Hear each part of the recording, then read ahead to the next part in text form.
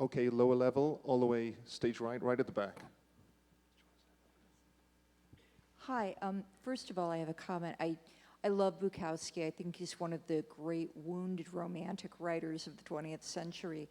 And it makes you feel very vulnerable, or very protective of him. And I could tell you felt that way when you were making the film, because you didn't make him out to be a buffoon the way he seems to be sometimes. What I wanted to ask is, he's never at a loss for words, and yet Mickey Rourke doesn't really speak a lot of this film. Was that your doing, or was that his, or a collaboration? Doesn't speak, you mean he doesn't have a lot of dialogue? Yes.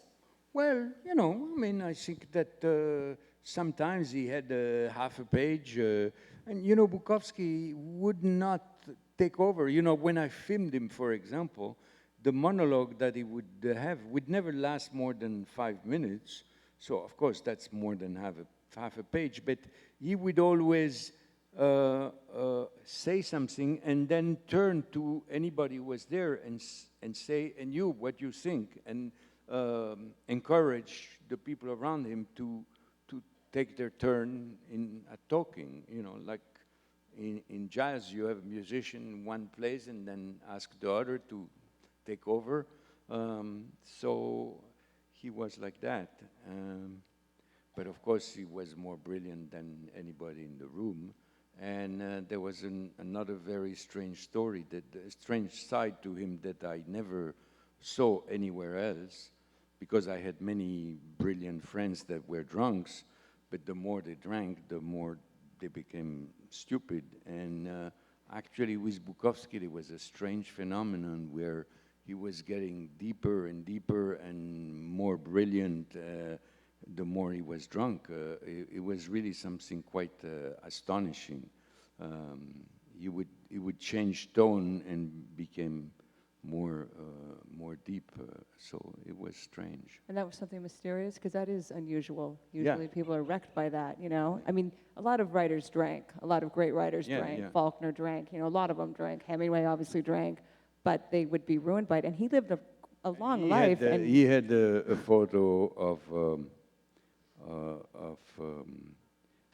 Hemingway in his wall, and Hemingway looked like totally wasted, lying on the floor.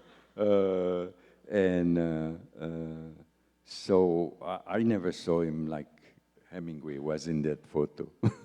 So he really did have the endurance, as he says, that it's, you know, it takes commitment to drink. Right. Well, you know, what he meant was that, you know, you pay for the drinking. In the next morning, you have this hangover, and it's really hard to fight your way back to life. And so he admired the will and the strength that you needed to survive the next day.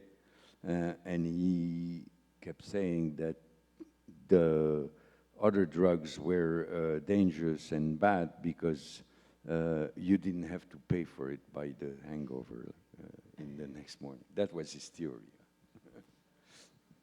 On the lower level, right towards the center here.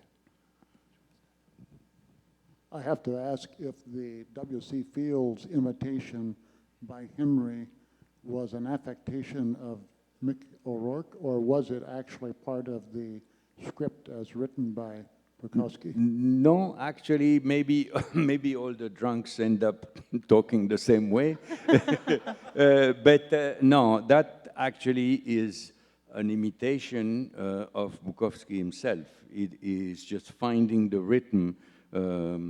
So, you know, I had Bukowski read the screenplay also on tape, and I had given it to Mickey Rourke. And he got into the groove of that rhythm. And yes, it does look a little bit like W.C. Fields, but it is not intended. He was more trying to imitate or to find the rhythm of Bukowski. Mm-hmm. Bukowski himself, yes. If you see the Bukowski tapes, you see that he talks like that. Mm-hmm. Is that important to you? It seems two of your most famous movies, the lead actors have very distinct voices, Klaus von Bülow and Mickey Rourke as Hank, and you know, it's something that That's why I die when my movies are dubbed for foreign Yeah. markets. Because I think it's very important, the voice and the way of talking. Yeah. Over here on the lower level, at stage left, in the house right, over here. I actually noticed that he not only sounded a lot like, but also looked and sort of